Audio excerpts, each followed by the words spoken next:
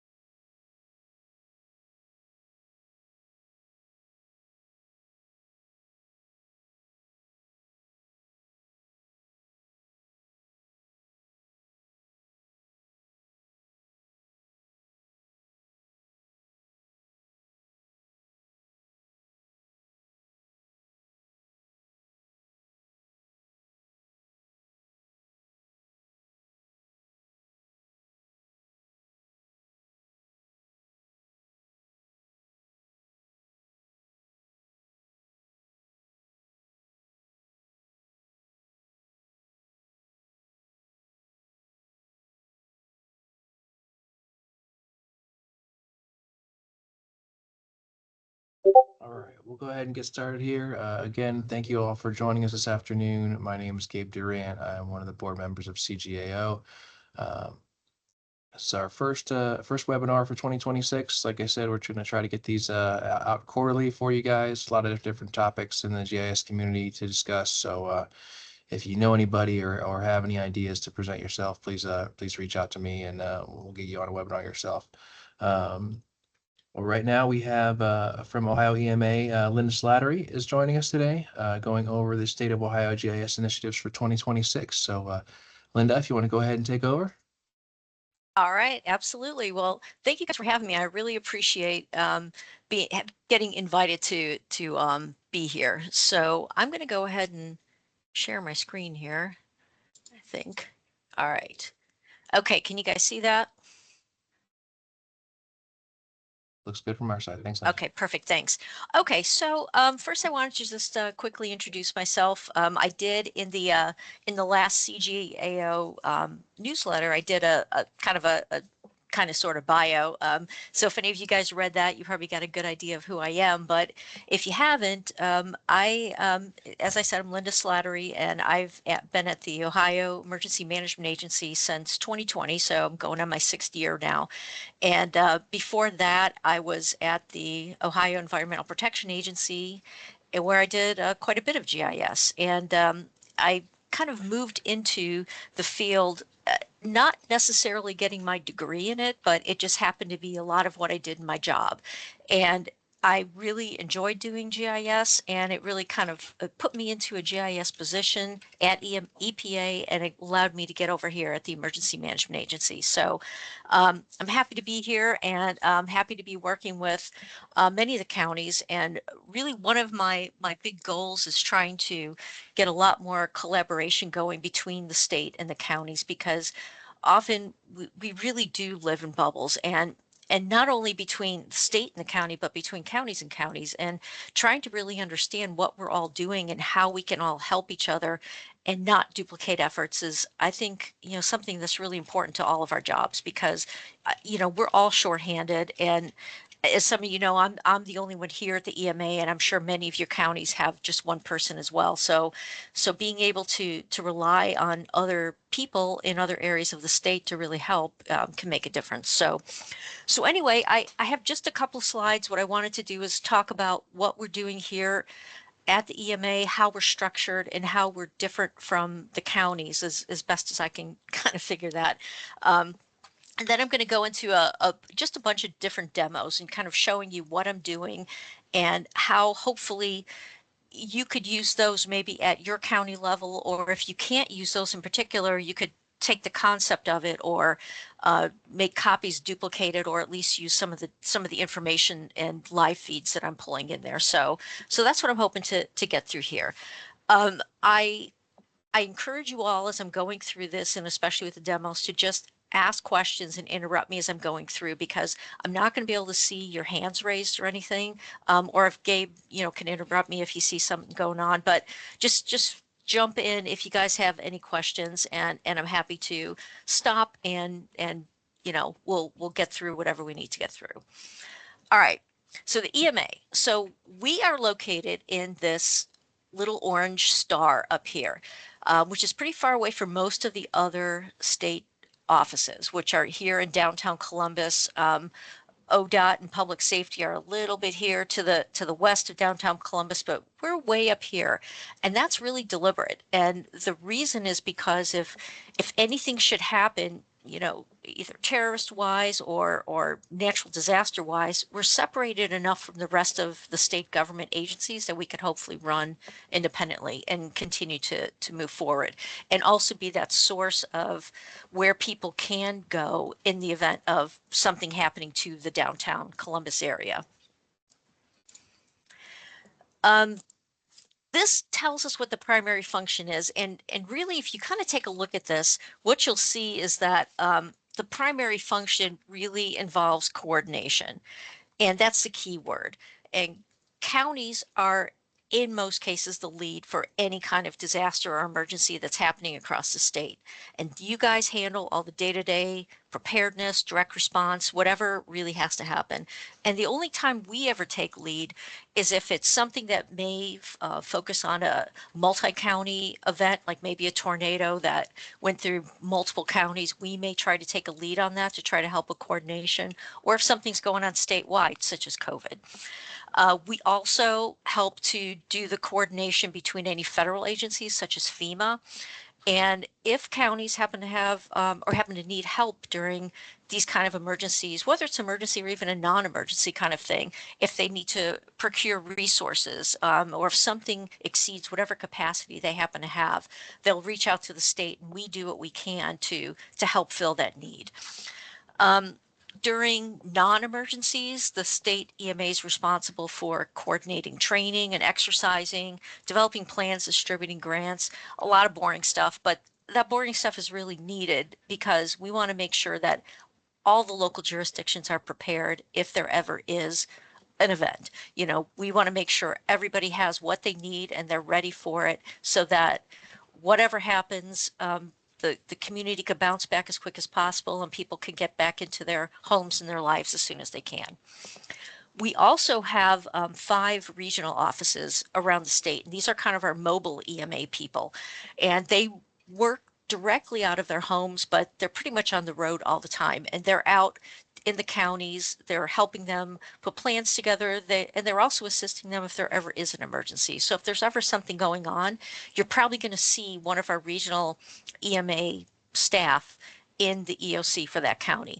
And they're kind of serving as that collaboration between the state and the county. They're helping to make sure that everything's running smooth, that the state knows what's going on, that the state can help if there's help that needs to be helped or needs to be had, I guess. So that's kind of really our function of the EMA. We're also broken up into multiple different branches, and the watch office is really the heart of the EMA, and they're on call, or I'm sorry, they're manned from 6 a.m. to 11 p.m.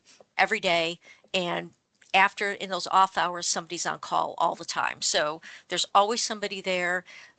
Being able to take a phone call if something's happened. They monitor social media, man phones, and they're apprised of any kind of situations that are going on across the state.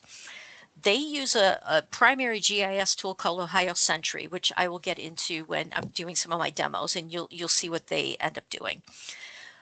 Moving down here around the corner, we have our recovery branch, and that's our disaster recovery branch. And they're the ones who are out there helping with damage assessments after a major disaster, such as, again, a tornado, flooding, anything that might, the wind damage. We had them out there, or not, they weren't out there, but they were assisting some counties getting damage assessments from that last wind storm we had a couple weeks ago.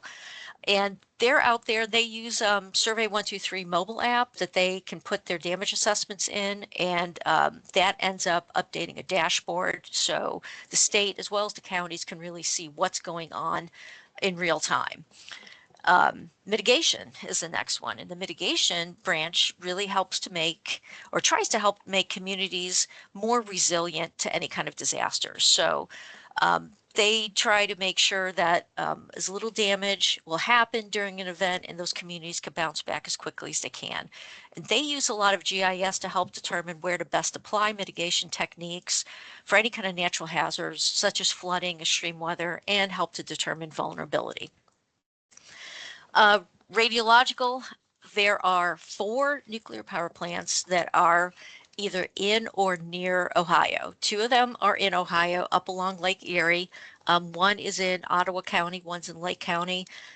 There's also Beaver Valley in Pennsylvania, which is within the 10-mile emergency planning zone of Columbiana County. And the 4th one is Fermi Nuclear Power Plant up in Michigan. And it's a little bit further away, but it is within the 50-mile zone. So if there ever is a large release, Ohio would be concerned about any kind of deposition that might happen with that. The nuclear power plant, we exercise them all the time. It seems like all the time anyway.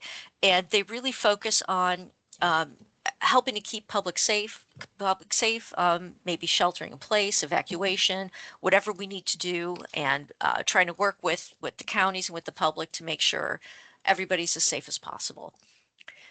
Logistics is the next one over here, and logistics is the branch that tries to make sure that supplies and equipment are available whenever you need it. So if a county, let's just say there's large power outages and you've exceeded your capacity of generators, the county could reach out to our logistics department and help to find where there are additional generators to help supply to those, to the needs that are out there. And finally, we have the Emergency Operations Center, which in most counties, and probably in all counties, there is some form of an emergency operations center.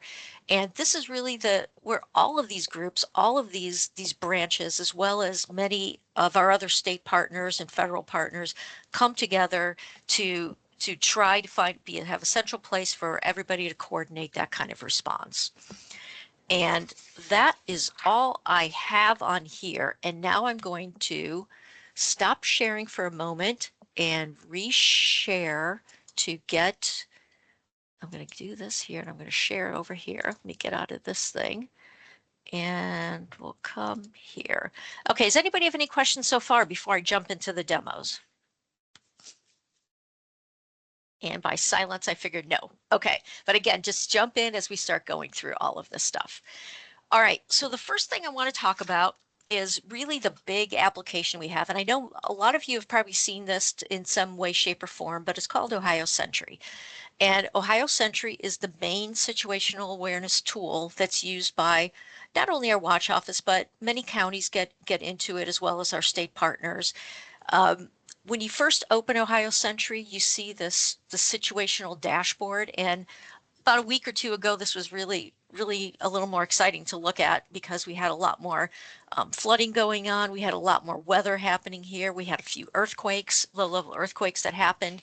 So this gives us a kind of a snapshot of what's going on throughout the state. If you scroll down in here, we do have the county EMA director. So if I click on one over here, it's going to pop up, talk about who the director is, how to contact them, and any kind of websites or social media that they might have. We have a few different parts of Ohio Sentry, and it's really broken up into a few things. One is our hazard awareness tools, which is mostly live feeds and situational awareness.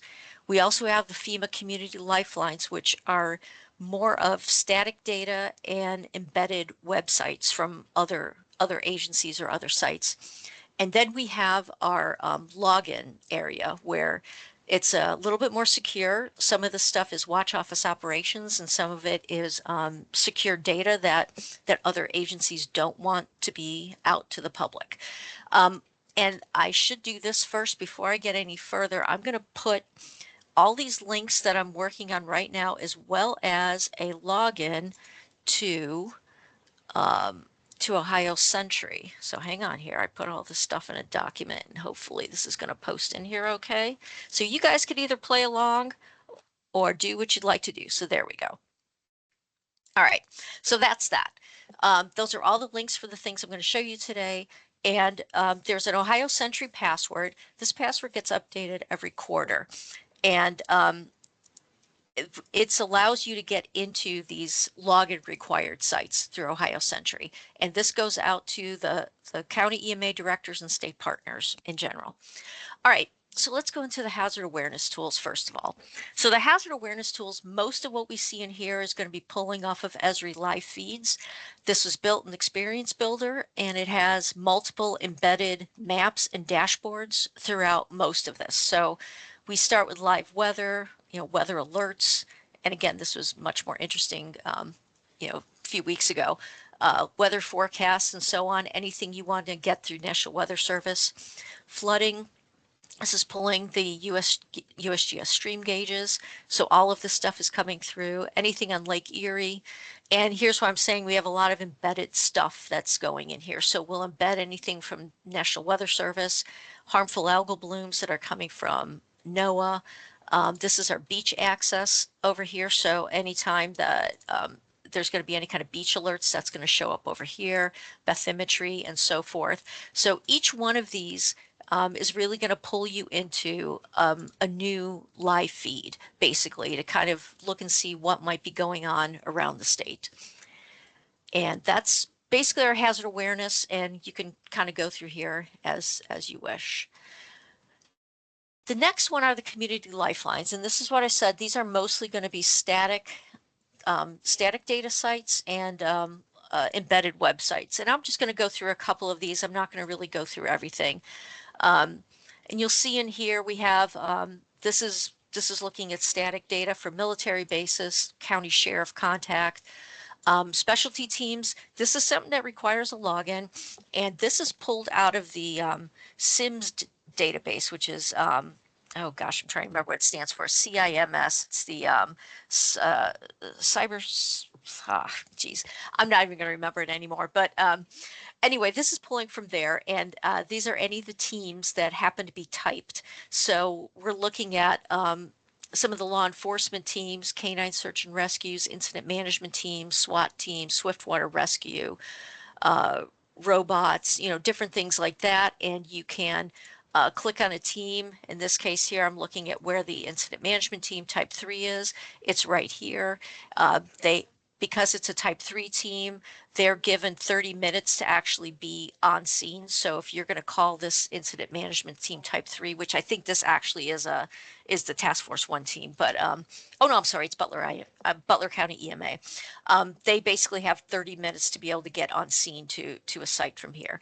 So these are everything that, as I said, has been typed. If you find that there are things that are in your county that are not in here, it just means that they haven't gone through any of the technical advisory committees to become typed and get entered into the SIM system. But this is basically what we have through here. And the other thing I wanted to show through here is under Homeland Security. One thing that we're starting to pull in here is our critical infrastructure. And this is also a login required kind of thing. This is a work in progress. And as you can see, not all counties here are actually have any kind of points. So the Homeland Security Critical Infrastructure Branch has been going through, pulling in this data, vetting this data, and trying to put together a good comprehensive list within counties of what is considered critical infrastructure. So you can select a county here. I'll just select Ashland. Here's Ashland.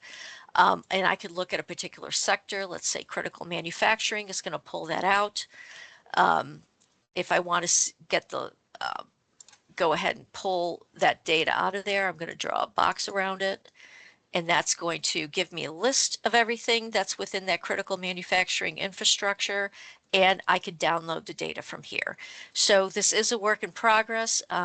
Violet Ross is the contact up here, so you could just reach out to her if you have questions about this or want to find out any more information. But I wanted to point this out because this is relatively new, and I'm not sure if all the counties realize that that is going to be happening or getting pulled in here. So anyway, that's that with critical infrastructure. Let's go ahead and look back. I wanted to show you the energy and fuel. This is the power outage map. So we pull in data from Eagle Eye, which is a Department of Energy site, and we have a notebook, a Python notebook that runs every 15 minutes and updates these counts by county to show us where the biggest issues are throughout the state. There are other sites out here. There's this additional power outage. We have this power outage.us that I think some people do use, but we are not able to actually pull that data out in terms of being able to throw it on our own map. The power outage.us is really just going to show you the whole state. You have to click on the county to find out where the actual power outages are. The advantage to power outage.us is that you could see what electric service providers are actually providing to that county and then link directly to their particular dashboard. And that's the one problem with the power outages, is you guys probably all know, is that every service, electric service cooperative has their own way of reporting their power outages. So this is relatively accurate in terms of the number of outages per county. It's not perfect, but it can be pretty close, and it gives us a good overall view of what's going on throughout the state.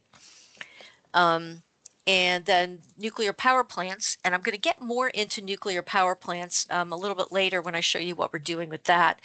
But this is kind of showing you, this is giving us one of the sites where we can look at the nuclear power plant data.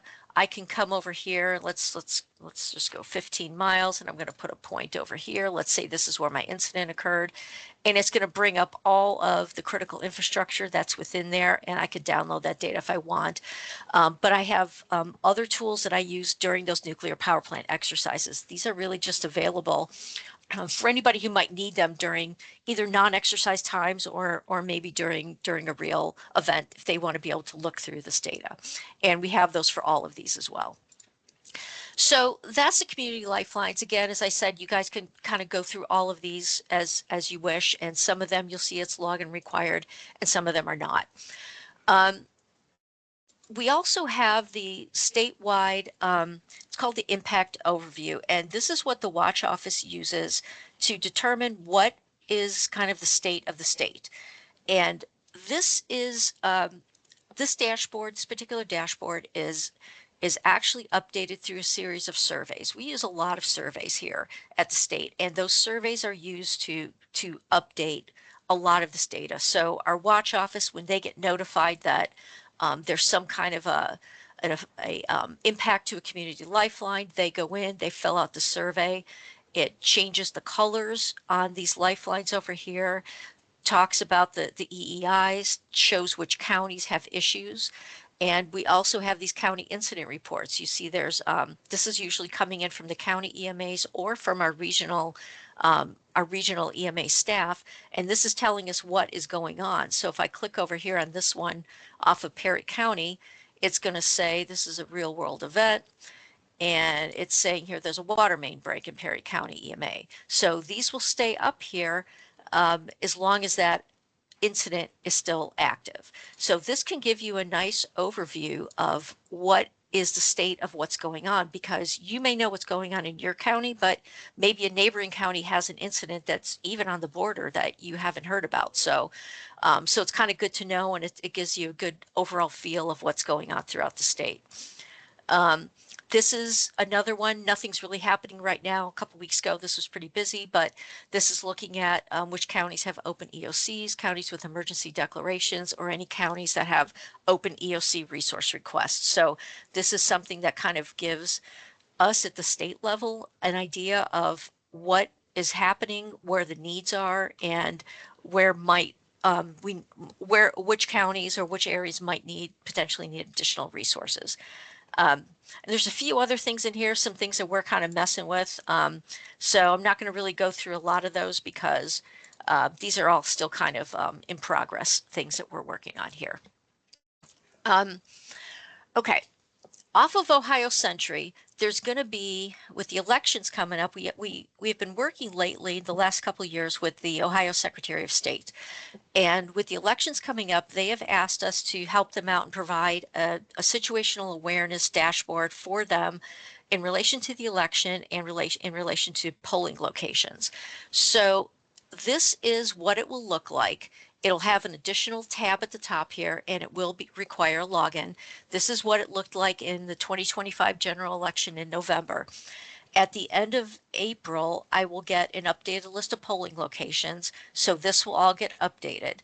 But what this allows them to do, and you can see here, it's pulling in these incident reports. I just showed you on the other screen there where there's active incidences going on throughout the state.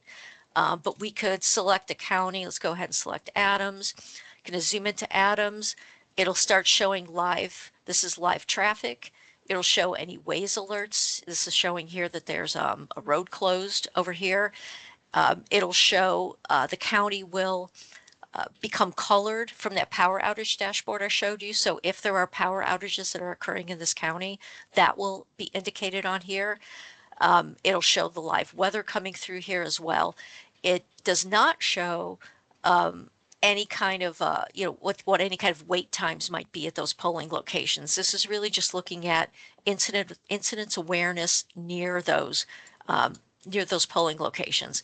So if there is an incident, like let's look at this one over here, and I'm going to go ahead and zoom in. So here's an incident right over here, but it doesn't look like there's any polling locations near that. So this would just be, again, something that the counties and the state Secretary of State can kind of look at and see, well, what do we have to worry? Oh, actually, you know what? There's nothing showing up there because I don't have the search on. So let's go to Montgomery County. So let's see here. So now with that incident, we see that there's a polling location here. Depending on what that incident might be, that might be something that the Board of Elections, the county, Secretary of State, or even that precinct or polling location might want to consider taking some kind of measures depending on what happens to be going on here. So this will become live in probably a couple days before the election, and will stay live until the day after the election, and then it will go back away. All right, so that's what I have there. Next thing I want to show you is this thing here. It's called the Safer Ohio Awareness Report. Some of you may get, and I want to show you this in your email here. It's a daily email that you can get called the Safer Ohio Awareness Report. And I think in what I put in the chat gives the email address if you guys want to get this notified get this daily. But it shows you where there are things happening throughout the state. On a county, it's looking at the law enforcement, Homeland Security, talks about what's going on, and also looks at the emergency management. So this is showing that water system in Perry, the water main break, and also showing that Athens County had a fire at an automotive scrapyard. So that's kind of showing on the counties here where things are going on. There are links down here to see the individual reports, and this emergency management report takes you to the Safer Ohio Awareness Report, which is built with an Esri story map. So this is some of the things that really you can kind of pull out of Ohio Sentry as well, but it puts it all in one place. So this is that incident reporting dashboard that I showed you. This is how you would report an incident. So this is going to give you the surveys. So if you are a resident or any kind of local government agency, you can come here. I can click on here and I can go ahead and add my incident, and it will get sent to the watch office. This is looking at the weather throughout the state, so we can see what's going on, what's a heightened risk. And again, you can get this stuff really anywhere. Here's the planned event. So this is something I didn't show you. So this is something that's coming in from our regional offices. And this is looking at any kind of planned events that are going to have 500 people or more. And so you could see here upcoming, we have a couple things going on here in downtown Cincinnati for the Reds opening parade. There's a No Kings Action Day going on here in Columbus, and oh, a topless protest. So just in case anybody wants to come here, there you go. So this is kind of showing what's going on here throughout the state, and this will fall off this list here after that event has taken place. And you can click on these events here and get a little bit more information for it. So if we have a website, it's going to be there. And if you guys know of anything that might be going on that might have a large presence of people, this is something that we could put in here as well. Here's Ohio Sentry, and then this is just basically a little bit of what's going on right now with the flu, some situational reports, any kind of flooding, and went past that a little bit quick, flu activity, respiratory activity, as well as anything else that might be of importance. So this comes out daily, it's updated daily, and you can kind of get a good idea of the situation of the state by looking through this. Okay, next thing I want to talk about, and this is going to switch gears slightly, and it's looking at our damage assessments. So what we did, we rolled out the damage assessment hub site about a year and a half ago, maybe. And we have a different way of using this because we wanted to make sure every county had a login to get to this. But at the state level, we couldn't afford to provide 88 different logins. So we did a collaboration with OGRIP. And we're using OGRIP's hub site to provide county EMA logins to the damage assessments in Ohio. So what I provided, the link I provided to you in the chat, doesn't go to this hub site because you need to have that county EMA login for that. But what I did give you was the main dashboard, and that you can get into with the Ohio Sentry password. So this is where the survey is. So we've been trying to work with counties as much as we can when there are events that are happening to load the Survey 123 Field app on your devices and use this survey to go out and do your damage assessments. Then when you do, it's going to show up on the main EMA damage board. So this is looking at all events, and these are the events that have kind of come in here. This was the latest, which was a couple weeks ago, the high winds. And you could see here, we only had Preble County was the only one who went ahead and put a couple things in. And once it's in here, you can look and get more information on here, find out that that was a destroyed building. We could see this at the state. The counties can see this at the county level. Neighboring counties can see this, so you can see what is going on in your neighboring counties.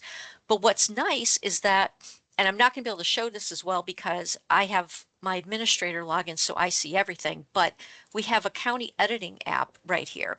So if you're logged in under your county, you're going to log in here and you're only going to see what you've entered as your county. So then you can come here and you can click on that particular event. If I was logged in under Preble County, I would click in under this and I would only see what I actually put in. So then I can go in here and I can actually edit this data and change whatever I need to change. I could change, that there are unmet needs. I could change the damage level. I could move that point. I could do whatever I need to do. So this gives the counties control over all of their data.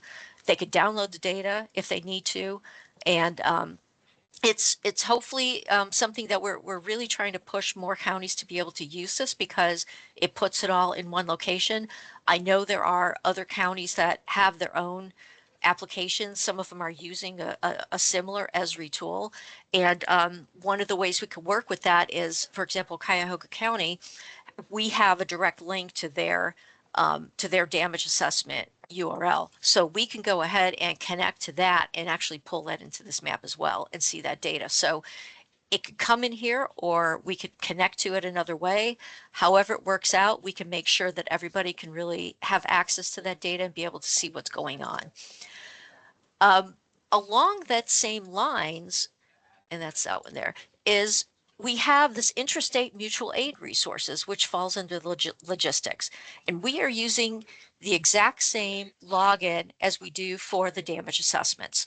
And this is something that we've been trying to roll this out for a couple of years as well, and we've had several different iterations. But we've recently done a pilot program with Montgomery County where we've been able to pull in all of their data that they've used to manage with their grants. So we took their spreadsheet, I uploaded their spreadsheet into the system, into the database. They were able to go in and edit all of their data because Montgomery County is a little unique in that they manage grant resources for their whole Homeland Security region instead of just their county. So we could start seeing a lot more stuff in here. We're going to do a much bigger presentation on this at the Spring Ohio EMA conference. But what this does is, and I will show you first the statewide one. Oh, I'm sorry, I clicked on the survey. Hang on, I got to go back here. Let's go back there. Okay, viewing and modifying. Oh, that was it. Okay, sorry, I clicked on the wrong thing. So this is the statewide map, because as you as a county have the ability to decide whether you want to share this resource with just your county or be able to share it statewide. And this could be a place that counties could log into if you have a need. I had mentioned earlier that if there is an event that a county exceeds their capabilities and they need additional resources. Well, what used to happen and still does happen is that the county would contact the state EMA and we would see what we could find. Well, this could be one of the first places that the county goes to now. And let's say they need, let's go back to the generator issue. We click on power. Well, here's all the generators that are available throughout the state. And these are all available for mutual aid. So you can click on any of these and we'll kind of go back here and say, okay, I'm over here in this county. Which resource is this? And I could see that it's this generator. It's in Shelby County. I contact Susie Cottingham. Here's all the information I need on it. Yes, that's going to work. Let me contact Susie and let me see if I can use it. And the counties that are sharing the resource it would be up to them as to whether or not they wanted to get any kind of reimbursement, whether they wanted to say, okay, you could use as long as you want, just fill the fuel up with it. That's all between the county to the county or whichever resources are doing the sharing. So this is really getting pushed out as well, a lot more. And this is working exactly the same way as the damage assessment in the sense that each county can now come in here and actually edit their data. And again, I'm seeing everything because I'm in as an administrator, but if I was logged in as Shelby County, I would only see what I have. And again, I could modify that data. I could delete the data. I could say we no longer own this data, whatever is needed. And this is going to get, like I said, pushed out a little bit more as our regions are pushing this out more to the counties. And hopefully this will be a place that most of you guys can go to first off. And I wanted to show you one thing here. I mentioned about the grants. If you say yes, it was purchased using a grant, as you come down here, there's going to be a lot more information that pops up in here. And this is something that potentially could be used to download and provide to the grant branch here at EMA to do your annual reporting as to what the disposition is of all the resources you bought with grants. All right, so that's that. Real quickly, and I'm not going to really go through any of this stuff, but this is the EMA website. We have some additional resources on here. That's in the link I gave in the chat. Most of these are just individual situational awarenesses. We have a bunch of different story maps, as well as some tornado history. But the last thing I wanted to show you is what we're doing with nuclear power plant exercises, because that's really a big thing. And there are a couple counties that end up getting involved with this stuff. And we have our next one coming up for Beaver Valley, which is over here in Pennsylvania. And as I mentioned, the 10-year or the 10-mile emergency planning zone does fall into Columbiana County. So Columbiana County is always very hyper aware of what's going on over here at Beaver Valley. And we have our next exercise coming up. There's a dry run in May and the graded exercise from FEMA in June. So we're trying to do a little bit more collaboration. I'm not sure if it's going to happen so much with Beaver Valley because this is going to be a much smaller exercise. but we are working with Lake County and Geauga and Ashtabula to see if we could do some really good collaboration with the Perry nuclear power plant exercise up on Lake Erie, which is happening in August and September of this year. So what I do at the state level is I'm basically working off of an ArcPro project, and I have all of my nuclear data, I have all of my roads, all of my critical infrastructure, the sub areas, which are determined, I think most of that's determined based on between populations and roads. I'm not actually sure. But as things are happening in the state executive in the executive team with the room there, I'm listening to what they're saying and I'm finding out, okay, the wind is now blowing in this area. We know that the plant has shut down. If the wind's blowing in a certain direction, we know which sub areas might have a chance of being evacuated, look at which critical infrastructure might be in those areas. And then I just put together a basically a static map for them. And these maps, as well as on the Teams channel, which I'll go ahead and actually, that's not the best place to go. I'm going to go over here. So on our Teams channel, we do have Teams channels for every single one of our nuclear power plants. There is one in here for Columbia County, for example, but under the general, I have all these static maps. They all get put in here. These get updated that we can pull into in our emergency operations center. They go up on the screens. You can see what's going on as I'm making these new maps. Those are being traded out and go up on the screens as well. And they also get added into Web EOC, which I think I have a copy. Here's Web EOC. And hopefully it's not going to log me out, but let's see if it will. It may have logged me out. All right, I'm not going to even worry about that. Oh no, it did let me in here. So here's one, for example, one of the last exercises we did for Beaver Valley.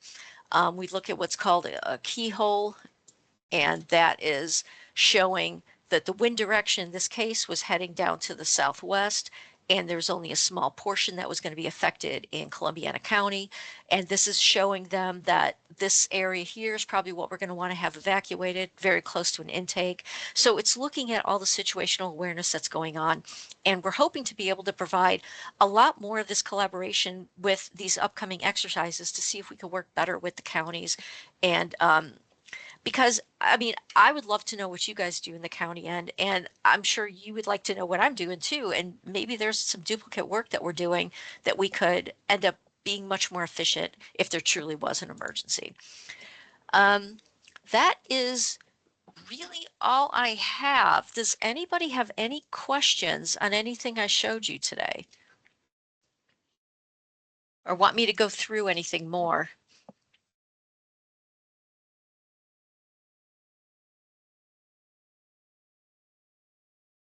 If you want to go ahead and put it in the chat, and I can try to unmute you if you have any questions.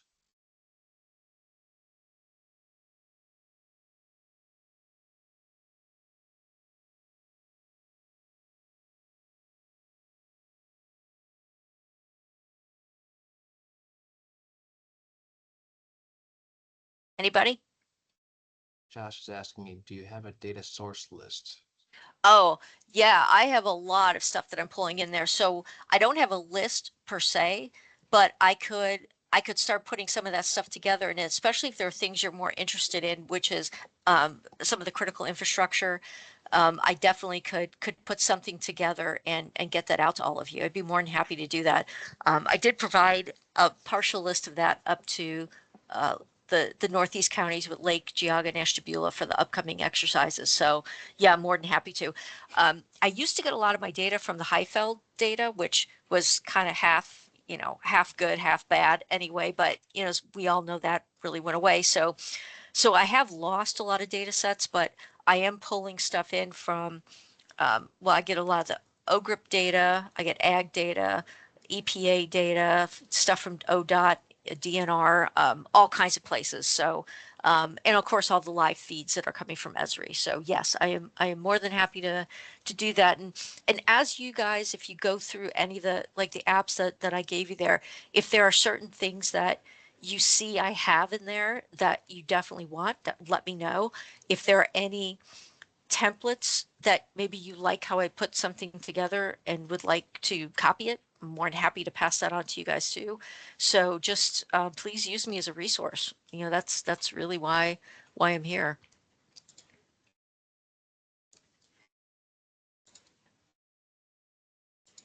Oh, this was awesome, Linda. Thank you so much for taking the time out to go over this with us. There's so much information here. I'm sure a lot of us are going to be digging into this websites you've shared with us for quite some time and making our brains bigger on this stuff. So Any final questions or I yeah, actually anything have else? one thing to ask you guys. So I was asked, I want to see if anybody has anything like this, to develop something for our regional staff, which is showing county profiles. And I kind of put this together just based on data I have. So if I go to like Allen, it's going to show me Allen, give me some information here. It's pulling in census data. It's pulling in our directors, doing counts of, you know, some of the things that are in there. But I know our regional staff want to have a little bit more stuff in there, such as different contacts, like maybe the gosh, county commissioner contacts, different things like that, and possibly other things. And I was wondering if anybody has put anything like this together for your counties, because I haven't gotten very far in it. It's really just kind of a test thing.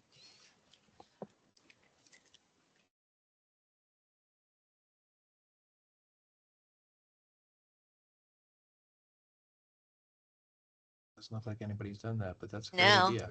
Okay. Yeah. So we'll see how far I get with that. But I think it's you know, pulling in from the data we have is easy, but if having to create new data sources with, especially things like contacts, which change all the time, you know, it's really going to be hard to keep up. So I just wasn't sure if anybody had anything. I was also curious from the county level, are you guys having to do stuff with the ADA compliance with the GIS apps? We haven't been reached out. We try to use what we can, but we haven't been told what to do with it yet from our side in Suffolk County. I'm not sure where anybody else is on that. Okay. Yeah, I think, and I wasn't sure if it was just like from the state level that we were given that directive, because all of the state agencies are having to do it. And it's really kind of a pain in the butt to do it with Esri products, because there's nothing out there that that you can use as a test to see what's actually ADA compliant. And Esri is only halfway there on most of their mapping applications, so they have some things that are better than others, like story maps are actually pretty good, but dashboards are not. So, you know, we're just trying to do what we can, and we have to all get everything to be ADA compliant by April 24th. So, and of course, as a state, you know, this thing has been in the works for a year, and as state level, we're all working on it right now because, you know, we could have done this last year, but we waited. So, so that's becoming an issue, and we're trying to do, you know, really big effort of documenting what we're able to do and what we can't do, because there are many things we just can't do at this point. So, so Cyclomedia Street Smart for measurements. I'll have to take a look at that. Is that a free one, Caroline? No. Okay. Yeah, that's always a problem too. So anyway, I was just kind of curious. So you'll start seeing on the bottom of, or actually in all different places as you go to different state websites, so like on all of our apps, we have to add an accessibility link on every single thing. So you'll start seeing that all over the place, and that's what that's coming from as well. Okay, Caroline, I'll reach out to you later. I'd like to take a look at that. So, all right, does anybody else have any questions? And feel free. Let me go ahead and I'm going to put my email in here, and please feel free to reach out if there's anything I can do for you guys or help you out. Um, I'm more than happy to help, and I really love the idea of being able to collaborate more with all you guys. You're doing amazing work, and you do different work than what we do at the state. So it's be really interesting to be able to work together. Awesome. Again, thank you so much, Linda. This was this was a great experience for a lot of us. I think we get a lot more participation in these webinars when it comes to EMA stuff with GIS. So this is awesome to see. Over 50 people join us today, so that's great. This will be on our YouTube channel as well. If you guys need to watch it again, if you have any things you want to touch back on, it'll be on our YouTube channel probably tomorrow. If you haven't already joined our Discord, please do that as well. We have a lot of good conversations out there. EMA stuff, NG911, runs up and down of the county level GIS things. So if nothing else from you, Linda, again, I appreciate you guys joining us today, and we'll see you next time. Yeah, I will, Gabe, I'm going to put together a list of all of my feature layers and stuff like that I have. And Gabe, I think I'll send them to you because I'm not really sure how to get them out to everybody. So Yeah. I'll send them to you, and maybe you could get that out to folks. So, but thank you guys. I appreciate you taking the time to listen to me. Thank you so much. Sure. Thanks. Bye.